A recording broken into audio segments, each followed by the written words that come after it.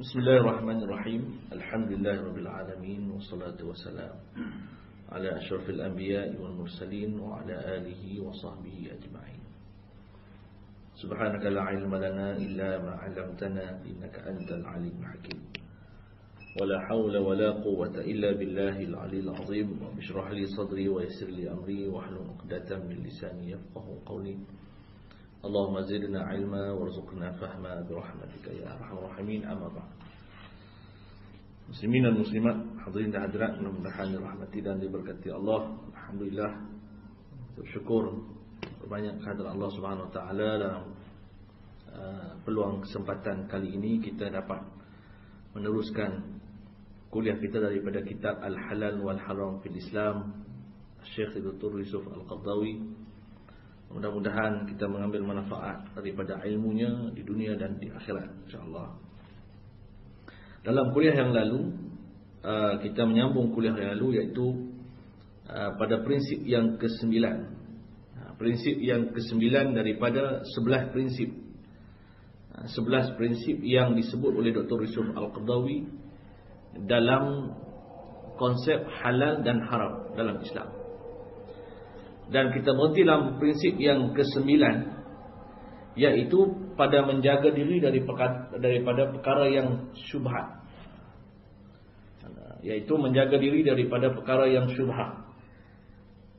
Berkata pengarang kita, di antara rahmat dan belas kasihan Allah Subhanahu wa taala kepada manusia, bahawa Allah tidak membiarkan manusia dalam kegelapan dari hal-hal yang halal dan yang haram.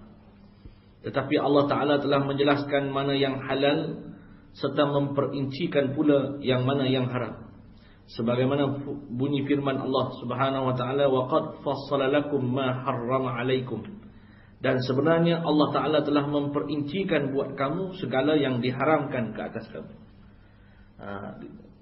Muqaddimah daripada prinsip yang ke-9 ni, iaitu prinsip dalam penetapan hukum halal dan haram. Ada satu prinsip yang mesti dijaga juga dalam soal halal dan haram ni, iaitu prinsip yang disebut sebagai prinsip asyubhah.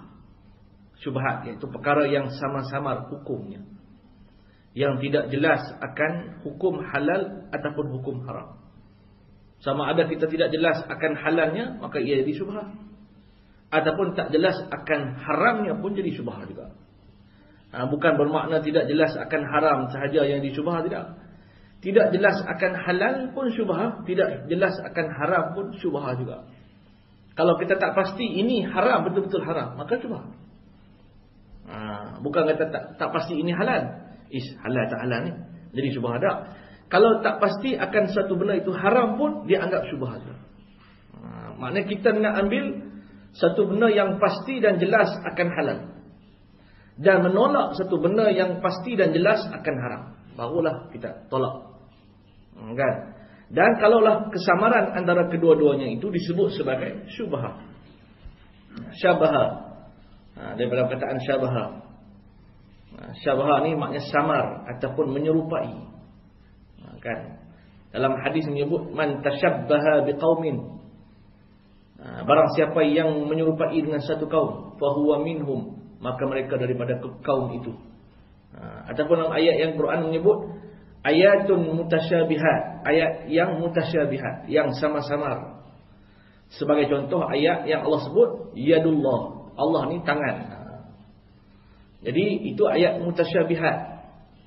Ayat mutasyabihat ni Allah sebut yadullah fawqa aydihim, tangan Allah di atas tangan-tangan mereka. Itu ayat mutasyabihat. Ayat-ayat mutasyabihat ni ayat yang tidak digambarkan sebagaimana rupanya. Rupanya yang zahir. Jadi ataupun dalam hal hukum halal dan haram ni pun begitulah. Maknanya perkara yang tidak akan jelas ataupun sama-sama akan rupanya yang pasti, maka ia dipanggil sebagai syubhah. Jadi pengarang kitab berkata, di antara belah kasihan Allah, sifat rahmat dan rahimnya Allah itu, Allah ni tidak akan membiarkan manusia dalam kegelapan. Dia tidak akan biarkan kita ni terkapai-kapai nak mencari yang mana boleh ambil, yang mana tak boleh ambil. Kan? Melainkan Allah nak jelaskan kepada kita yang boleh ambil itu jelas, boleh ambil, kerana hukumnya bertepatan dengan hukumnya. Contohnya, kalau jelas akan binatang itu boleh dimakan, pertama sekali binatangnya halal. Bagaimana binatang yang halal dimakan? Binatang yang boleh, yang disembelih daripada ternakan. Itu jelas. Maknanya tak perlu kita tergambar dengan rupa-rupa yang lain ataupun hukum-hukum yang lain. Kerana apa? Kerana prinsip itu sudah jelas. Yang menyebabkan kita ni tak perlu tertanya-tanya dan menyebabkan kita keliru. Ini konsep yang dibuat oleh Islam supaya kita ni nak makan satu benda, nak mengambil satu benda, iaitu perkara yang makanan yang kita jelas dan pasti untuk mengambilnya. Begitu juga kita nak menolak satu perkara yang dilarang oleh agama. Islam bagi alasan-alasan yang kukuh supaya kita memang jangan mengambilnya. Contohnya arak diharamkan dalam Islam kerana alasan yang kukuh, bukan kerana alasan yang remeh-remeh. Kan? Diharamkan satu benda dalam Islam ni bukan kerana alasan yang kecil-kecil, tapi ia satu alasan yang serius dalam agama. Dianggap serius. Bukan setakat dianggap serius dalam agama, dianggap serius dalam sains, dalam perubatan. Kan? Dalam perubatan itu sendiri. Sebab itu Islam diturunkan oleh Allah Ta'ala ni untuk menjaga 5 prinsip. Pertama, jaga Islam, jaga agama. Yang keduanya, jaga jiwa manusia. Ini daruri, ini keperluan, ini hajat. Jiwa manusia itu dianggap mulia dalam agama. Sebab itu tidak boleh membunuh manusia yang lain dengan cara sewenang-wenang. Yang ketiganya, turunnya Islam itu nak jaga apa? Jaga akal manusia. Akal manusia ni yang menyebabkan kemuliaan sesuatu manusia dan makhluk. Manusia yang bernama manusia diangkat oleh Allah berbanding dengan makhluk yang lain kerana akal mereka yang diberikan oleh Allah. Maka turunnya Al-Quran, turunnya Islam nak jaga akal. Baik itu apa sahaja perbuatan, makanan yang menyebabkan hilang akal manusia, maka Islam mengharamkannya. Termasuklah arak. Ia bukan satu alasan yang remeh. Bila Islam mengharamkan suatu benda, bukan kerana alasan-alasan yang kecil-kecil, tetapi kerana alasan yang serius, yang dipandang oleh agama sebagai satu yang daruri, yang berhajat, yang keperluan, yang standard, yang tinggi kedudukannya. Yang keempat, nak jaga apa? Jaga harta. Turunnya agama Islam ini menjaga harta manusia. Manusia yang memiliki harta dijaga dan dipelihara dijamin oleh Islam, supaya tidak dirampas, diambil dengan cara yang salah. Sebab itu diharamkan riba, diharamkan penipuan. Dia ajar supaya jujur dalam perniagaan dan sukatan.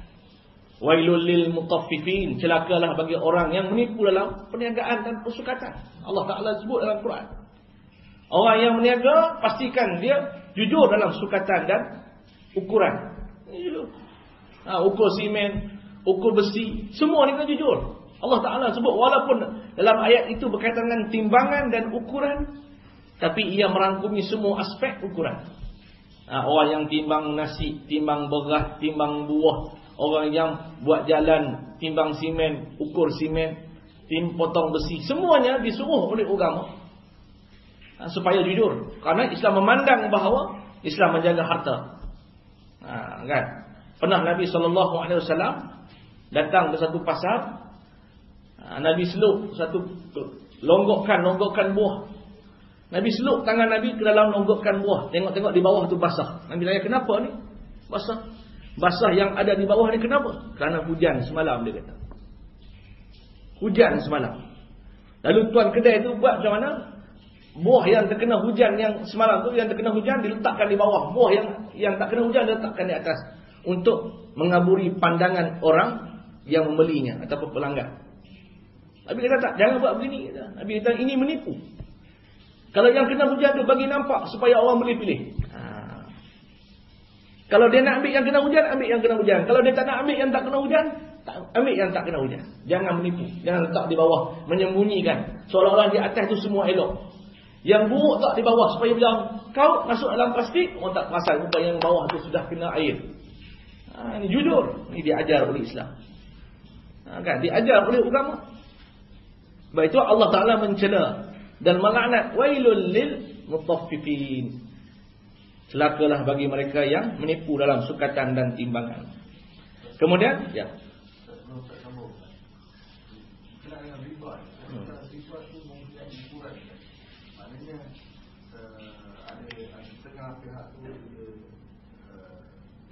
daripada zaman Rasulullah dulu, bahawa riba tu adalah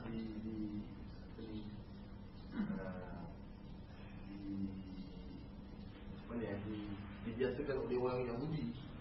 Orang Yahudi yang menggunakan riba sampai 100%. Adakah sekarang ni kita riba tu mengikut ukuran misalnya? Maknanya riba tu macam bank-bank. Menggunakan riba 5%. Adakah riba tu mempunyai ukuran?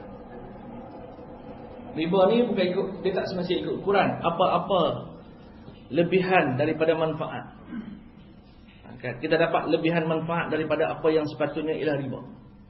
Bukan semestinya dalam bentuk wang.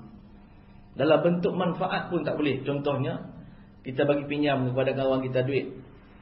Saya bagi pinjam kat pakcik 10,000. Dengan syarat pakcik bagi pinjam saya, pakcik punya kereta kat saya Mercedes. Itu riba. Riba ni bukan hanya berlaku dalam bentuk duit, nilai, tapi berlaku juga dalam bentuk manfaat. Tak kira lah berapa persen pun, 1% ke 2% ke, hatta 100% berlaku riba pun, manfaat lebihan itu dianggap riba, sedikit maupun banyak. Tapi bila ada tambahan manfaat yang lebih daripada yang sepatutnya, maka ia riba. Tidak hanya berlaku dalam bentuk mata wang, tapi berlaku juga dalam bentuk manfaat, sebagaimana saya sebut tadi. Kita bagi pinjam kawan kita dengan syarat hang kena beli barang aku, tak boleh. Tentu pun tak boleh. Contoh kita berniaga, kita ahli perniagaan, kita bagi loan kepada satu syarikat dengan syarat hang mengambil barang aku, itu pun riba. Tak boleh. Dialah kena bayar balik hutang, kena beli barang kita pula, itu riba. Maksudnya riba itu tidak semestinya dalam bentuk nilai wang, tapi dalam bentuk manfaat, faedah, dalam bentuk keuntungan yang bukan bentuk nilai wang pun berlaku riba. Tak boleh gitu. Tidak ada ukuran lah. Maknanya apa-apa sahaja manfaat lebihan yang tidak sepatutnya, sehingga menindas orang yang pihak yang memberi, yang diberikan hak hutang dia itu, ataupun apa-apa, maka ia adalah riba. Kan? Ya. Apa beza hubun ataupun helah dengan penipuan? Apa dari yang tadi? Helah yang tidak melampau. Boleh menggunakan helah yang tidak melampau. Apa beza helah yang tidak melampau itu dengan penipuan? Helah memang sudah tentu. Ada helah yang dianjurkan dalam Islam, yang dibenarkan dalam Islam. Ada penipuan, memang sudah tentu penipuan ini bercanggah dengan sifat akhlak yang mulia. Helah yang dibenarkan dalam Islam ialah helah dalam peperangan. Boleh, tak ada masalah. Helah dalam peperangan tidak ada halangan. Al-harbu khid'ah, Nabi kata. Peperangan itu, pertempuran itu adalah permainan dan helah, kata Nabi SAW. Yang dimaksudkan dengan penipuan itu, iaitu apabila kita menafikan atau mengambil hak yang bukan sepatutnya. Kan? Contohnya Nabi sebut dalam hadis, man ghasyana falaysa minna, barang siapa yang menipu kami. Menipu dalam sudut apa? Perniagaan, keuntungan, apa sahaja bentuk yang boleh menafikan hak ataupun merampas hak orang lain. Menafikan hak, merampaskan hak, tidak memberikan hak. Hak itu sepatutnya dia dapat begitu. Sepatutnya dia dapat yang lebih baik. Dia bayaran beli barang dengan harga RM15, tapi barang tu ada kecacatan yang tersembunyi. Sepatutnya boleh murah lagi, tapi kita jual dengan harga yang penuh. Kan? Kita kena bagi tahu barang baju ni dah koyak sikit. Baju reject, ni button dia gini. Bagi tahu. Supaya clear. Maka daripada harga RM15 saya turun separuh jadi RM7.5. Dekat. Tak apa. Tapi kalau jual RM15, pakaian dah sudah rosak, lalu disembunyikan pakaian itu, maka itu dipanggil kita tidak memberikan haknya. Kita merampas haknya ataupun kita menafikan haknya. Itu panggil menipu. Kan? Helah lain. Saya sebut dulu, helah ni dalam bola sepak boleh helah, bukan menipu. Boleh sepak. Dalam bola sepak boleh helah, tapi tak boleh menipu. Menipu macam mana? Tiang gol lawan kecil, tiang gol lawan besar, tiang gol kita kecil. Itu menipu. Helah mana? Susunan strategi. Itu tak apa. Strategi pemain 2-4-4. 64 atau 640. Gitulah. Tadi orang nak sebut 640 244 ni. Itu helah. Kan? Itu helah. Tapi menipu apabila kita menafikan hak daripada lawan kita. Hak dia untuk dapat sama adil. Ngadil yang sama rata, penjaga garisan yang sama adil, tiang gol sama besar, sama luas. Itu barulah. Itu bila baru menipu. Kan? Apabila kita menafikan haknya. Helah tidak. Helah dah betul ni. Tidak.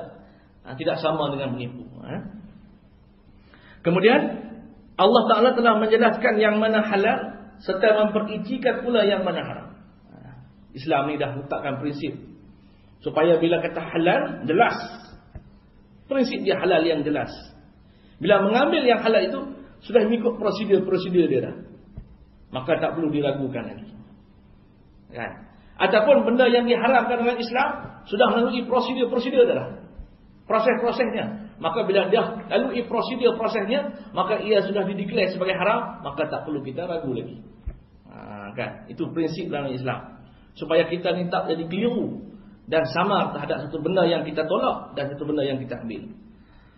Adapun hal-hal yang halal yang sudah terang, maka tiadalah larangan untuk dikerjakannya. Bila Islam dah kata kalau benda ini dah melalui proses halalnya, maka dah declare dan isytihar establish sebagai halal, maka tidak perlu dibimbang lagi untuk diambil. Tak perlu bimbang lagi dah. Kalau bimbang lagi tak panggil lah halal, syubhah lah. Nah, kalau kita masih bimbang, proses dah lalui dah. Tapisan, pak, cop halal. Maka yakin halal. Maka yakin halal boleh ambil. Jadi sedap hati kita, tenang jiwa kita. Tapi kalau belum tenang jiwa kita, maka apa artinya halal itu? Maka tidak dipanggil halal, dipanggil sebagai syubhah. Jadi sebab itulah Islam letakkan prinsip-prinsip ni, prosedur-prosedur ni supaya kita tiada lagi jiwa kita ni bergocak-gocak kerana bimbang dan ragu-ragu. Tak perlu lagi. Orang kata tanpa was-was. Bahasa mudah. Tanpa was-was. Prinsip-prinsip itu dah letak dalam Islam. Bila semua barang dan semua pekerjaan, perbuatan yang telah melalui prinsip-prinsip ini, maka ia dah keluar daripada prinsip ini dan establish sebagai halal, maka tidaklah perlu kita bimbang lagi untuk dikerjakannya. Begitu juga. Tetapi yang haram, yang sudah jelas perkaranya, maka tiadalah jalan untuk apapun untuk membuatnya. Bila dah satu benda yang diharamkan oleh Islam, maka kita pun tak perlu ragu lagi. Maka jangan mengambillah. Bila dah melalui proses haram itu dan diisytiharkan dan diestablishkan sebagai haram, maka tak boleh ambil lah. Kalau kita masih boleh ambil lagi, ternyata kita ni dah terjerumus dalam hal yang syubhah. Kan? Maknanya haram dia belum jelas. Okey. Dan di sana ada suatu peringgan. Di tengah-tengah halal yang terang dan haram yang jelas, iaitu perenggan kesyubhatan, yakni samar-samar, yang selalunya manusia terkeliru dalam perkaranya, yakni masih samar-samar perkara halalnya dengan haramnya. Mungkin disebabkan kekeliruan dalil ataupun hujjah yang diberikan, ataupun kerana kekeliruan menerapkan nas ke atas peristiwa itu ataupun ke atas perkara itu. Di tengah-tengah di antara halal yang jelas dengan haram yang jelas, di tengah-tengah tu ada yang disebut sebagai syubhah. Apakah syubhah? Syubhah ni kata ulama, kata Yusuf Al-Qaradawi, benda yang sama-sama, yang kita tidak pasti akan jelas halal ataupun tak pasti akan jelas haram. Bukan jelas haram, tak pasti jelas halal saja yang syubhah. Kalau kita tak pasti yang haram pun syubhah juga. Syubhah juga. Biasanya orang faham tak pasti yang halal saja baru syubhah. Ini pegangan orang awam. Betul tak? Ni halal tak halal ni. Jadi tak pasti yang halal itu syubhah. Yang haram pun kalau tak pasti syubhah juga. Contohnya barang yang kita beli di supermarket datang daripada negara bukan Islam. Kan? Dia tak ada label halal. Jadi kita tak pasti akan haram, betul tak? Ataupun halalnya tak jelas. Bukan JAKIM. Dia kata Muslim Associate in sebuah country lah. Kan? Muslim Association in sebuah country itu. Muslim Association kat mana, New Zealand ke apa ke. Jadi kita ni tengok barang itu, kita tak pasti akan haram. Pasal apa? Sebab negara bukan Islam. Jadi maka dengan sebab itu dia pun menjadi syubhah juga. Kan, kalau tak pasti. Melainkan kita pasti bahawa memang Muslim Association dengan negara itu memang betul-betul buat, maka barulah kita kata ia halal, maka ia jadi boleh makan. Jadi maknanya tak pasti akan halal dan tak pasti akan haram, maka dipanggil syubhah. Dipanggil juga syubhah. Maka manusia selalu keliru dalam perkaranya, yakni masih sama-sama perkara halalnya dengan haramnya. Pasal apa berlaku syubhah ni? Yang pertamanya kerana kekeliruan dalil ataupun hujjah yang diberikan. Mungkin barang yang dikeluarkan itu barang baru, tidak ada dalil, tidak ada nas yang direct, yang secara langsung, yang jelas, yang menyebut tentangnya. Nak dikaitkan satu barang yang baru ini dengan Al-Quran, tak ada sebut. Tak ada Al-Quran yang mungkin yang disepakati oleh seluruh para ulama bahawa Al-Quran ni memang kena dengan ayat, dengan kes ni. Mungkin Al-Quran ni, mungkin Al-Quran ni kata, mungkin ada ayat ni kata boleh, ada ayat ni kata tak boleh. Mungkin ada ayat ni sebut secara jelas, mungkin ada ayat yang lain tentang isu yang sama sebut secara sama-sama. Maka tidak ada dalil yang nas daripada Quran dan hadis yang boleh menyelesaikan isu barang yang kita sebut. Itu kekeliruan dalil. Kerana perubahan barangan yang berlaku dalam dunia ni berubah dari masa ke semasa. Ada sahaja benda baru yang wujud, yang menyebabkan para ulama kena cepat beristihad mencari nas yang sesuai untuk handle problem barang-barang baru ni. Tapi kemungkinan pada waktu keluarnya barang baru ni tidak ada dalil yang kukuh yang disepakati oleh para ulama semuanya. Kalau ada satu dalil yang, contohnya kalau ada satu Al-Quran yang menyentuh tentang isu tu, semua ulama sepakat kata halal dengan satu ayat saja, maka tak ada masalah. Tapi ada 2 dan 3 ayat yang menyentuh tentang isu yang sama, 2 dan 3 itu ada yang kata halal, ada yang kata haram, maka itu menyebabkan syubhah berlaku. Itu saja.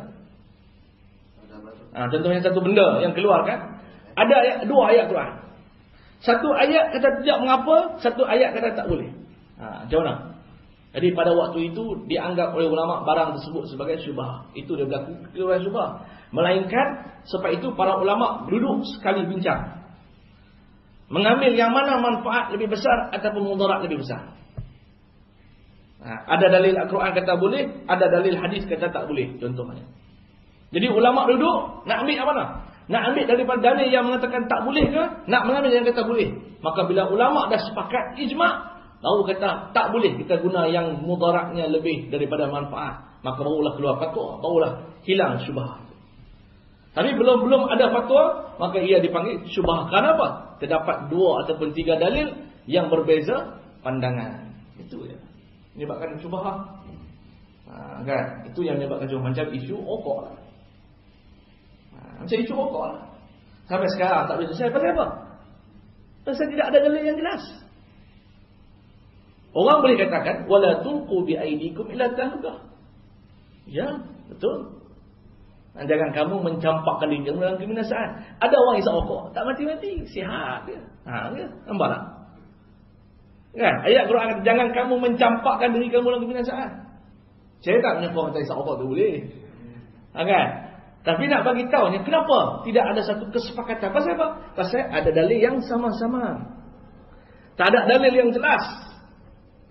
Dan ada kemungkinan ada dalil yang mengatakan tak boleh, dan ada kemungkinan pandangan yang mengatakan tak ada masalah. Jadi sebab itulah berlakunya perkara itu berlakunya dipanggil syubhah. Keraguan padanya. Maka tidaklah disebut sebagai halal secara qat'i, dan juga tidaklah disebut sebagai haram secara muktamad. Tak ada jawapan yang muktamad. Walaupun difatwakan oleh sebahagian besar daripada para ustaz dan para tuan guru alim ulama bahawa ia mudarat. Tapi tidak ada satu putusan yang muktamad. Pasal apa? Pasal tidak ada dalil yang jelas yang bersesuaian dengan isu itu.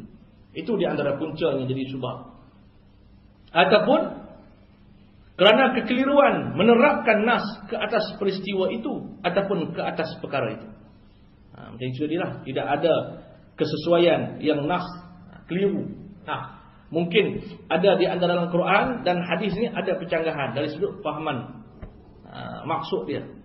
Mungkin ayat Quran umum, dalam hadis Nabi detailkan. Nabi detailkan umum dalam Quran. Al-Quran menyebut wala tulqu bi aidikum ila tahlukah. Jangan kamu mencampakkan diri kamu dalam kebinasaan.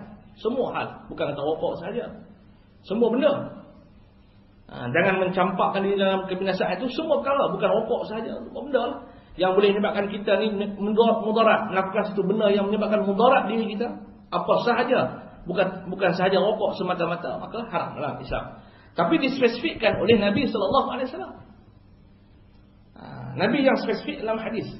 Bila Nabi spesifik dalam hadis, tak menyentuh tentang isu itu. Jadi orang kata, banyak ayat Quran yang tak sentuh pasal ini. Sentuh apa yang disebut oleh Nabi SAW saja. Jadi sebab itulah di antara punca-puncanya ulama mengatakan bahawa satu hukum itu kadang-kadang boleh menjadi syubhat, sama ada tidak jelas akan halalnya ataupun tidak jelas akan haramnya.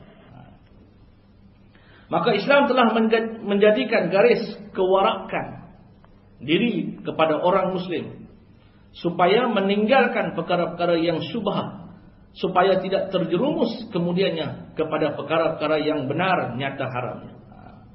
Sebab itu garis panduan kepada syubhat ni, bila kita tak jelas akan halal, tak jelas akan haram, garis panduannya apa dia? Kewarakan. Kewarakan ni apa dia? Warak ni ialah memelihara diri daripada benda yang samar dan ragu. Itu warak. Jadi sebab apa? Sebab kita tak boleh nak katakan ia halal, sebab tak jelas. Kita nak katakan ia haram, sebab tak jelas. Jadi apakah yang menyebabkan kita ni boleh jaga diri daripada yang tak jelas ini? Iaitu prinsip kewarakan. Prinsip kewarakan, iaitu kita memelihara diri daripada mengambil yang tak jelas kerana bimbang, takut-takut satu hari nanti benda itu jadi haram. Itu sebab. Sebagai contoh, Imam Abu Hanifah, dia pernah sekali dia nak makan kambing. Lalu dia pergi ke pasar Baghdad. Dia pergi ke pasar Baghdad, dalam perjalanan dia ke pasar Baghdad, dia terdengar orang bersembang bahawa kambing-kambing yang dijual di pasar Baghdad itu, sebahagiannya ada yang dicuri dan dijual di kota Baghdad. Maknanya ada sebahagian orang curi daripada negara luar, buat masuk kota Baghdad dan jual di pasar Baghdad, bercampur dengan yang halal lah. Bercampur dengan halal. Jadi Imam Abu Hanifah buat macam mana? Dia tanya di kota Baghdad, peniaga-peniaga kambing di kota Baghdad, kambing yang ada di pasar ni berapa tahun lama jangka masa habis hayat mereka yang akan dijual, tempoh expired mereka. Maknanya generasi yang kambing yang dijual. Kata peniaga-peniaga tu kata 7 tahun. Maka 7 tahun dia sendiri tak makan kambing. Kenapa? Kerana berwarak. Tapi dia tak fatwakan kepada orang umum bahawa jangan makan kambing. Pasal apa? Sebab tak boleh nak beritahu syubhat. Dia tak boleh fatwakan, kota Baghdad ni kambing semua haram. Pasal apa? Tak boleh. Pasal ada kambing yang halal. Cumanya diragui, sebahagiannya ada yang haram. Tu je. Sebab itu prinsip kepada memelihara daripada benda yang tak jelas ni bukan kita fatwakan, tapi ia merupakan prinsip kepada kewarakan. Jadi kita jaga diri kita. Kalau kita tak jelas, maka kita letak dalam prinsip kita, kalau aku tak jelas, aku tak ambil. Contohnya kita pergi makan kedai mamak. Kan, pergi makan kedai mamak, masuk tengok ayat Quran ini okey lah. Tatah mai tang cashier dia ada tandai. Ada tandai inilah. Kan. Tang cashier tu tandai. Jadi kita ni nak kata macam mana? Kata syubhat. Kan, boleh jadi cashier sahaja yang bukan Islam, tukang masak Islam. Boleh jadi. Tak. Boleh jadi tukang masaknya bukan Islam. Cashier juga bukan Islam. Dia berlapik dengan ayat Qurannya, boleh jadi. Sebab tak jelas tu jadi apa? Tak jelas tu jadi syubhat. Tak jelas tu jadi syubhat. Maka dengan sebab itu kita tak boleh kata semua kedai mamak tak boleh makan belaka. Tak boleh sebut. Tak boleh sebut. Pasal tak jelas. Kita kata tak boleh tu sebab kita pernah pasti tak boleh. Kita tak boleh. Kalau boleh, kena pastikan boleh. Oh, kata boleh. Maka bila tak pasti, maka dianggap syubhat. Apakah yang menyebabkan kita selamat daripada syubhat? Iaitu berwarak, tak mengambilnya. Itu. Tak mengambilnya. Jadi kita begitulah prinsip kita. Bila tak jelas itu, maka kita berwarak. Itu prinsip dalam halal dan haram. Berwarak. Jadi orang Melayu kita ni hati-hati juga. Sebab itu dalam kaedah syubhat ni ada 3. Pertama, sesuatu yang jelas akan halal tetapi diragui akan haram. Jelas halal tapi diragui haram. Contohnya benda tu jelas halal. Kat barang kita ambil tu ada cok halal. Tapi dalam ingredient ada bahan yang diragui. Nampak tak? Ada cok dah halal ni. Tapi ada ingredient yang diragui. Macam mana lepas ke? Maka pada waktu itu dia jadi apa? Jadi syubhat. Sebab apa? Dia takkan jadi kalau kita tak pasti, takkan jadi halal. Dia akan jadi syubhat. Apa yang tak pasti jadi syubhat. Ingredient ada menyebut tentang benda yang diragui, yang kita kata memang haram. Tapi dicop halal. Tak sebutlah halal mana. Saya tak sebut halal mana. Kadang-kadang halal ni memang ini. Kan? Dicop halal tapi ingredientnya yang diragui, maka pada waktu itu syubhat. Jadi kita nak buat macam mana? Berwarak, tak mengambil. Maka kita warak macam mana? Kita mengambil yang ingredientnya okey, copnya pun okey. Itu pasti. Bos selamat. Nampak? Itu kan. Yang keduanya, perkara yang jelas akan haram tapi diragui akan halal. Jelas dah haram tu, tapi datang pula ragu halal tu. Maka pada waktu itu berat yang haram, bukan berat yang halal. Dia tak jadi syubhat dah. Benda tu jelas akan haram, tapi datang hati kita halal kot. Maka pada waktu itu berat yang haram, bukan berat yang halal. Dia tak jadi syubhat, dia jadi jelas haram. Yang datang, yang meragui halal itu ialah syaitan saja. Benda tu dah appeal bahawa ia haram.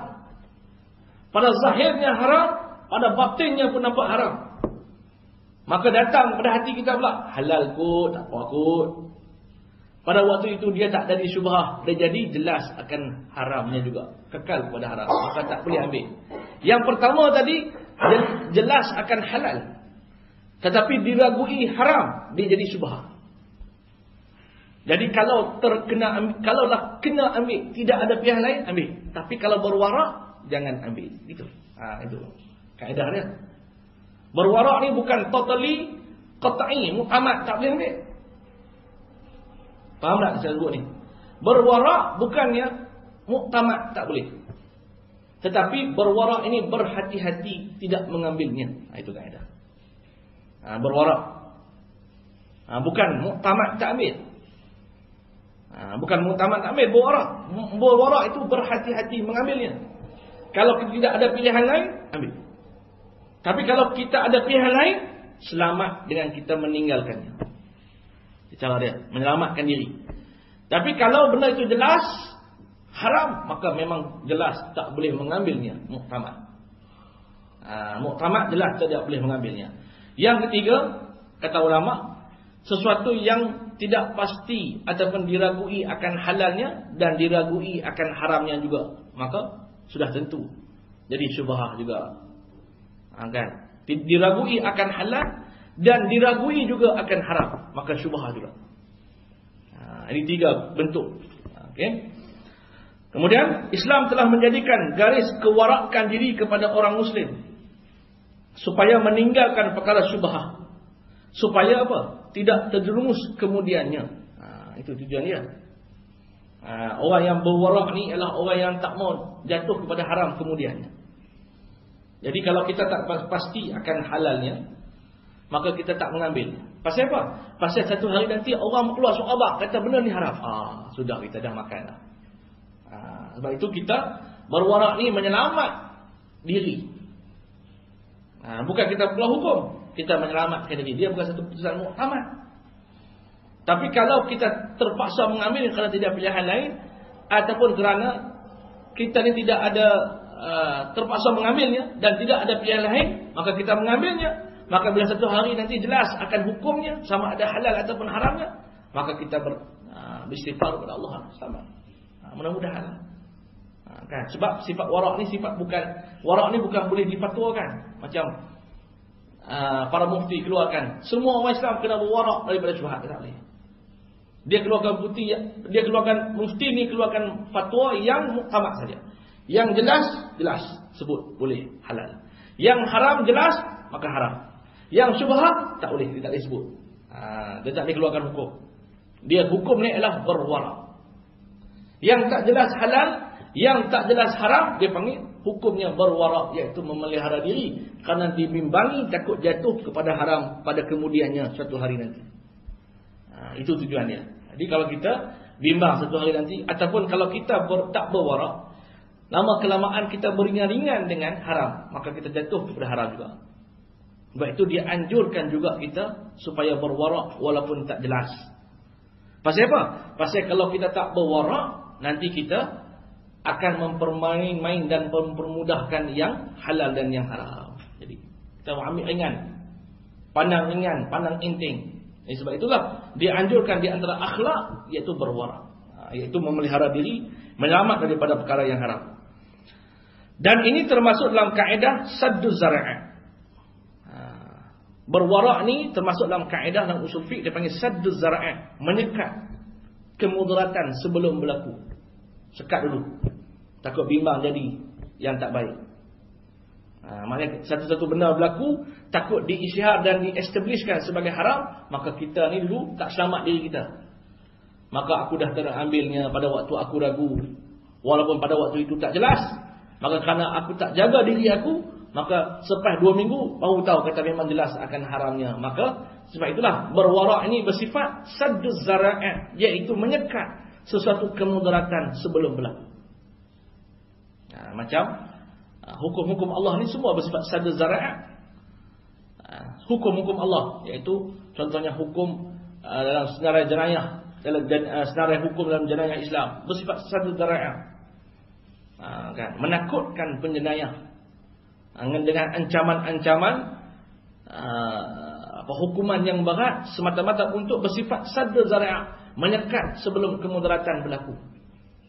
Kan? Kerana apa? Di antara yang hukum hudud tu, dia mesti ditayangkan di khalayak umum. Jadi contohnya televisyen sebut kata pada malam ini ada secara langsung hukuman sebat ke atas pesalah yang disabit kesalahannya kerana berzina. Secara live dalam televisyen. Jadi orang-orang yang bakal nak berzina, jadi tak jadi nak berzina. Itu bersifat sadduz zara'a. Itu maksudnya menyekat kemudaratan. Dan ini termasuk dalam kaedah sadduz zara'a, yakni menutup pintu kerana menjaga diri, sebagaimana yang telah kita bicarakan sebelum ini. Dan termasuk semacam pendidikan agar manusia muslim itu berpandangan jauh dan supaya ia meneliti hakikat manusia dalam kehidupan. Sebab itu kita dengan berwarak ni kita berpandangan jauh. Takut-takutlah benda yang kita ambil ni yang tak jelas ni takut jadi haram, habis dah masuk darah daging dah. Sebab itu berwarak ni satu sifat yang baik. Asal timbulnya konsep ini daripada sabda Nabi sallallahu alaihi wasallam. Konsep syubhah ini datang daripada hadis. Yaitu Nabi sebut al-halalu bayyinun wal haramu bayyinun wa baina zalika umurun mushtabihat la yadri katsirun minan nas aminal halal amil haram faman tarakaha istabra'a bidinihi wa 'irdihi faqad salima wa man waqa'a syai'an minha yushiku an yuqa'a haram. Yang halal itu jelas dan yang haram pun jelas. Prinsip Islam ni kita mengambil kerana jelas halal dan menolak kerana jelas haram. Ini prinsipnya, prinsip asas. Prinsip asas ni Islam mengharamkan suatu benda kerana ia dah melalui proses yang jelas. Dan begitu juga kita makan satu benda yang halal kerana kita pasti ia dah melalui proses yang halal dan jelas. Itu prinsip dia. Dan di antara keduanya itu ada beberapa perkara yang sama-samar, kata Nabi sallallahu alaihi wasallam. Dan tidak ramai orang mengetahuinya. Adakah ia halal ataupun ia haram? maka barang siapa yang meninggalkan yang syubhat, yakni yang samar-samar itu, kerana hendak membersihkan agama dan kehormatannya, maka selamatlah ia. Itu ya. Maknanya dianjurkan oleh Nabi. Nabi tak hukum, tapi dianjurkan. Nampak tak? Sunnah ni dianjurkan, bukan hukum. Macam sunnah Nabi itu, kan? Sunnah Nabi itu bukan hukum, tetapi dianjurkan. Sunnah Nabi bila jadi hukum dia panggil apa? Panggil sunat. Nampak tak? Sunat lain, sunnah lain nak sebut. Ada sunnah yang sunat kita buat. Ada sunnah yang wajib kita buat. Ada sunnah yang tak boleh kita buat. Ingat saya sebut sekali lagi. Sunnah lain. Sunnah tu anjuran. Perjalanan hidup Nabi SAW yang dianjurkan kepada kita supaya mengikutnya. Itu sunnah. Maksud sunnah. Sama ada perjalanan Nabi itu dalam bentuk percakapan. Sama ada perjalanan Nabi itu dalam bentuk perbuatan. Sama ada perjalanan Nabi itu dalam bentuk ikrar, pengakuan. Nampak tak? Sunnah itu maksud sunnah. Ada sunnah yang wajib kita kena ikut. Apa dia? Sembahyang. Nabi tunjuk cara sembahyang. Tak boleh buat cara lain. Kepala otak kita. Betul tak? Allah sebut tak bagaimana nak sembahyang? Allah tak beritahu macam mana nak sembahyang. Yang beritahu macam mana nak sembahyang siapa dia? Rasulullah. Maka sunnah mengikut Nabi itu wajib. Kalau orang sembahyang tak ikut cara Nabi, bid'ah dan tertolak. Betul tak? Maghrib buat 4. Maghrib buat 1. Boleh tak boleh? Tak boleh. Itu sunnah wajib kena ikut. Yang keduanya sunat kita ikut. Dihukumkan sunat. Iaitu buat tak apa dapat pahala. Tak buat pun tak apa. Begitu. Itu sunat. Sunnah yang dihukumkan sebagai sunat. Contohnya berzikir, baca Quran. Wajib tak baca Quran? Tak wajib baca Quran. Tapi disunnah dan sunat kita membaca Quran pada waktu yang dianjurkan oleh Nabi SAW, bulan Ramadan sebagainya. Kemudian ada sunnah Nabi yang tidak wajib kita mengikutnya. Contohnya Nabi kahwin lebih daripada 4. Boleh ikut tak? Boleh tak ikut? Boleh. Tapi syaratnya cerai hak lain dulu lah. Tapi kahwin 4, lebih daripada 4 serentak. 5 orang sekali tak boleh. 6 orang sekali tak boleh. 7 sampai 13 tak boleh. Sebagaimana Nabi buat tak boleh.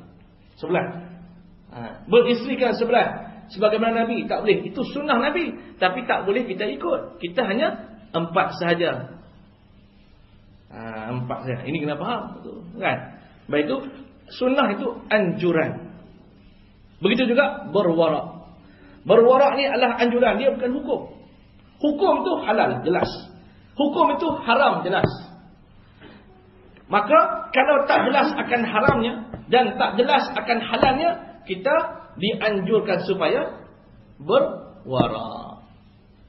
Karena syubhat. Dia bukan hukum, dia anjuran. Dicadangkan, direkomendkan, disuruh kita supaya memelihara diri kerana dibimbang. Takut-takut yang syubhat itu kemungkinan appeal secara zahir, secara appeal satu hari nanti bahawa dia memang jelas akan haram. Allah silap dah ambil dah. Dulu tak pasti tak ada. Jadi kita nak berhati-hati, maka kita berwarak, dianjurkan. Kan? Sebab dia tak berwarak ni bukan hukum. Dia adalah anjuran dalam agama. Anjuran. Okey. Dan asal timbulnya konsep ini daripada Nabi SAW, iaitu Nabi menganjurkan satu perkara yang tidak jelas akan halal dan tidak jelas akan haram, maka dianjurkan kepada kita supaya berwarak. Berwarak. Kemudian yang sikit ni, yang prinsip yang ke-10. Habis yang ke-9. 10 ke 9 ni nampak payah sikit. Prinsip yang ke-10, yang haram itu tetap haram ke atas semua. Haram ke atas semua. Bukan haram ke atas individu, bukan haram ke atas satu kaum, bukan haram ke atas satu kelompok, tapi haram ke atas semua. Bila Islam kata haram arak, bukan bermakna orang yang duduk di kawasan sejuk boleh minum arak. Kononnya kerana apa? Kerana negara kami sejuk, tapi tak apalah kami minum arak sebab nak bagi panas badan. Ayat kopi ada ada arak. Buat ayat panas-panas lah, minum arak pasal apa? Ada haram ke atas semua. Tak kira hang duduk pada pasir ke, kawasan sejuk ke, kan haram pada semua. Itu maksud dia. Haram dalam syariat Islam bersifat umum dan menyeluruh. Maka tiada di sana suatu haram kepada orang ajam, yakni bukan Arab, dan halal pula bagi orang Arab.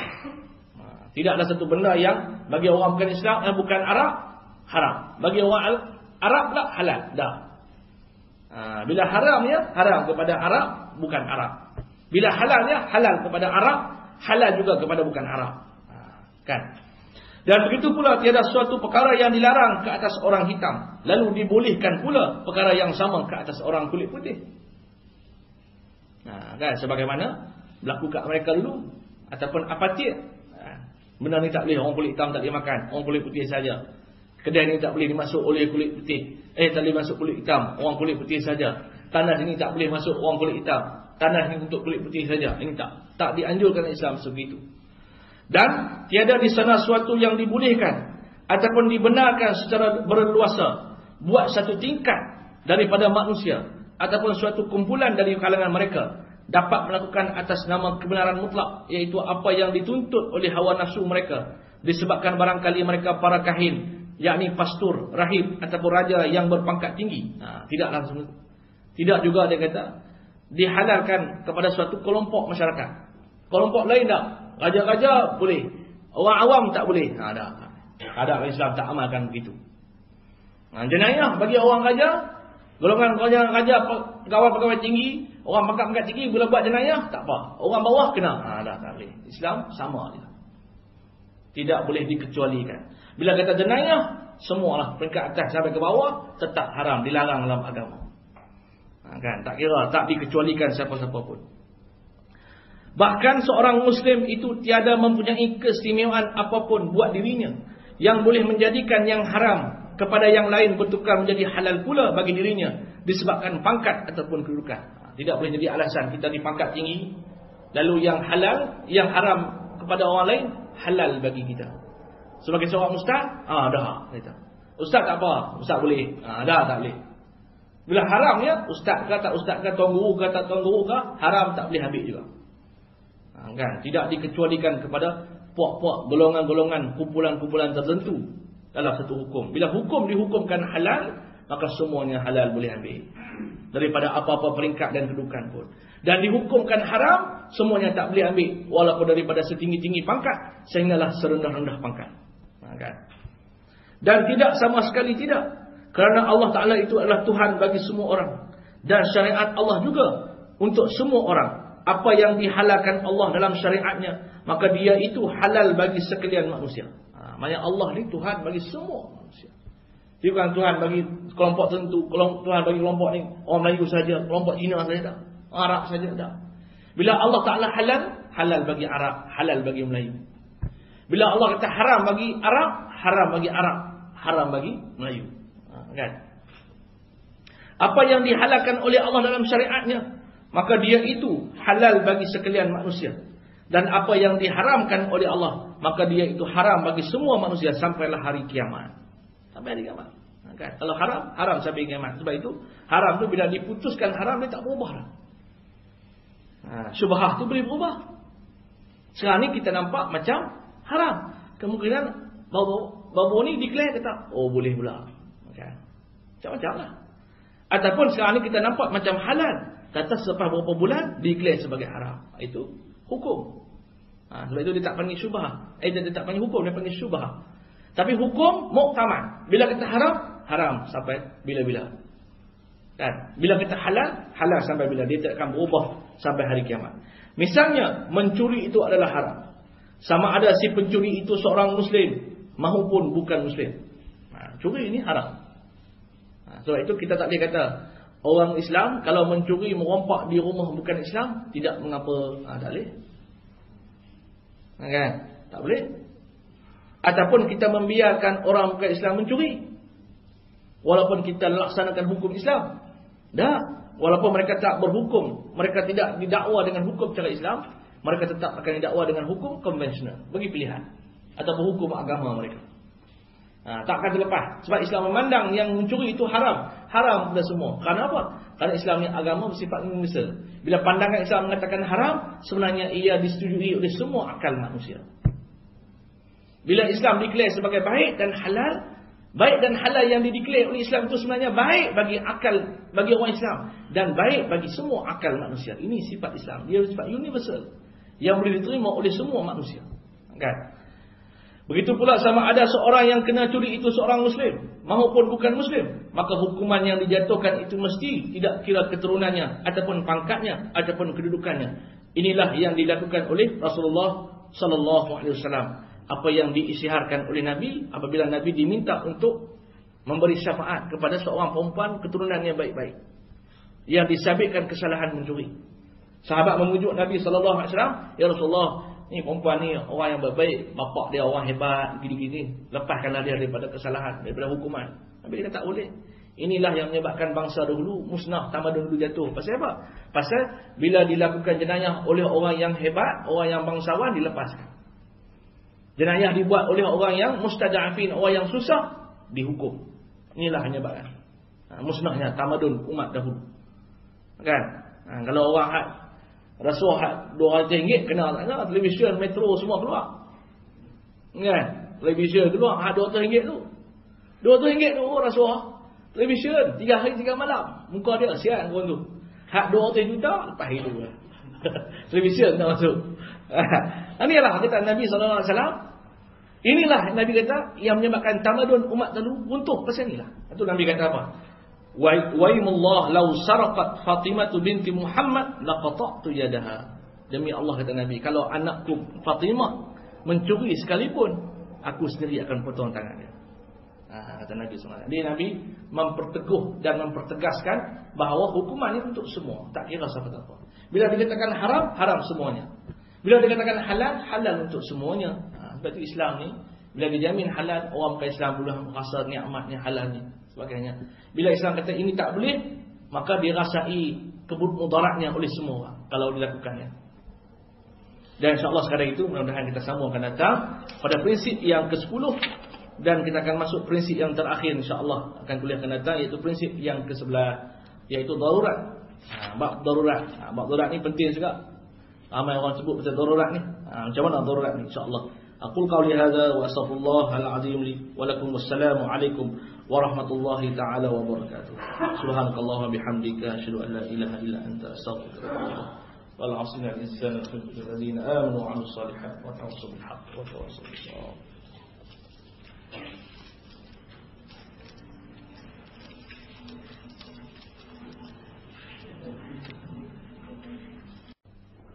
Bismillahirrahmanirrahim. Alhamdulillahirabbil alamin wassalatu wassalam ala asyrafil anbiya'i wal mursalin wa ala alihi wa sahbihi ajma'in.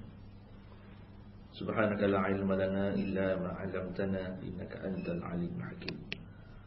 Wala hawla wala quwwata illa billahil aliyil azim. Wa bishrah li sadri wa yassir li amri wa hlul 'uqdatam min lisani yafqahu qawli. Allahumma zidna ilma warzuqna fahma birahmatika ya arhamar rahimin. Amma ba'd. Muslimin